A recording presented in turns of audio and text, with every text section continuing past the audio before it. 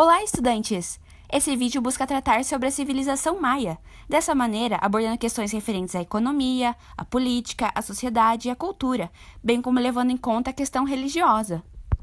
Vale ressaltar que essa atividade está ambientada para alunos do ensino médio, já que para a conclusão e uma melhor fixação do conteúdo, será disponibilizado algumas questões presentes em diferentes vestibulares e o Enem. Então, vamos lá! A civilização maia. Os maias formaram uma das maiores civilizações da era pré-colombiana. Desse modo, se desenvolveram ao longo da Mesoamérica, território esse que corresponde à América Central, mas também parte à América do Norte, em especial a área que equivale ao atual México. Sua origem pode ser relacionada com uma matriz na civilização olmeca, a qual a princípio pode ter sido a primeira civilização no hemisfério ocidental a desenvolver um sistema de escrita. Dessa maneira, acredita-se que tenha exercido influência sobre muitos outros povos que vieram em seguida, como por exemplo os astecas, assim sendo considerada a civilização mãe de todas as civilizações. A sua origem, situando eles cronologicamente, está por volta de 1800 a.C., mas só em 1000 a.C. que passaram por um processo de maior urbanização, com surgimento do comércio e política hierárquica mais complexa. Ao aprofundar esse grupo, é importante ressaltar alguns pontos essenciais, tais como a estrutura política.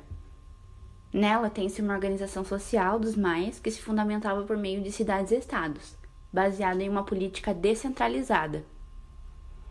Ou seja, essas cidades são definidas como independentes, uma vez que possuíam leis e governos próprios, mas que comunicavam-se entre si, desse modo não chegando a formar um império territorial.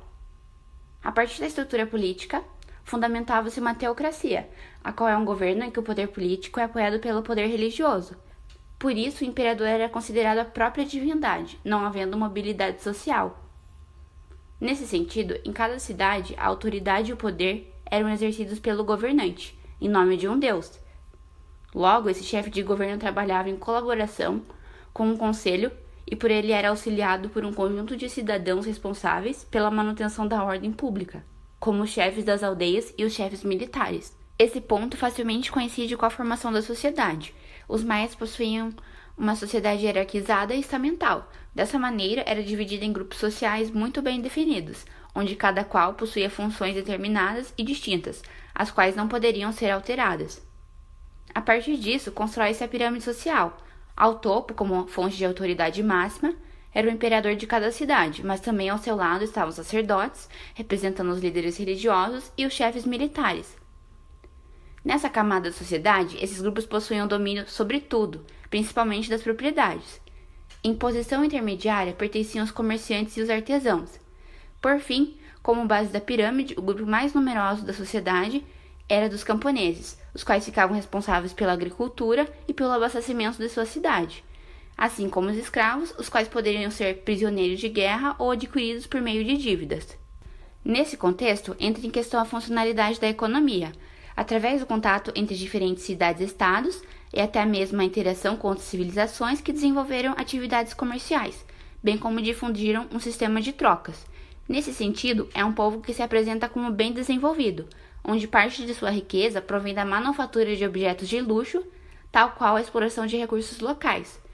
Nessa perspectiva, por serem uma civilização com grandes habilidades matemáticas, ressalta-se a utilização de técnicas de irrigação no cultivo das plantações. Assim, dominaram técnicas agrícolas, como os terraços e a drenagem de pântanos, para conter a escassez de recursos. Por esse ângulo, a agricultura se apresenta como grande base do sistema mesoamericano, produzindo produtos como o algodão, a batata, o cacau e os diversos tipos de milho, o qual o propósito para eles era sagrado. Dessa maneira, entra em destaque a religiosidade. A mitologia maia era politeísta, ou seja, tinha uma representação de mais de um deus. Nessa lógica, cada cidade adorava deuses diferentes, mas acreditavam em divindades da natureza. No entanto, particularmente, alguns se faziam presente diante de todo o território maia, como, por exemplo, os deuses Tepeu e Cuculcã, os quais eram os responsáveis pela origem do mundo. Consequentemente, acreditavam que os deuses fizeram os homens para o cultuarem e praticarem a sua adoração. Contudo, um ponto interessante é que acreditam em divindades da natureza e que a criação do ser humano se deu pelo milho, por conta de ser aquilo que mais tinham presente no território. sendo por essa razão que o milho era considerado um alimento sagrado. Tem-se o caso também do deus Itzama, que era conhecido como o deus dos céus, além de também o deus da criação, e para ele realizavam rituais como a coleta do orvalho das flores e folhas, e esses rituais remetiam ao mesmo que enxugar as lágrimas do deus, evitando assim desastres. Como tópico final, aparece a temática da cultura. Os maias possuíam uma escrita hieroglífica, apresentada através de sinais pictográficos, símbolos e sons, a qual era considerada como um presente dos deuses. Desse modo, também era considerada sagrada, portanto usavam desse motivo para justificar sua restrição apenas aos membros do topo da pirâmide.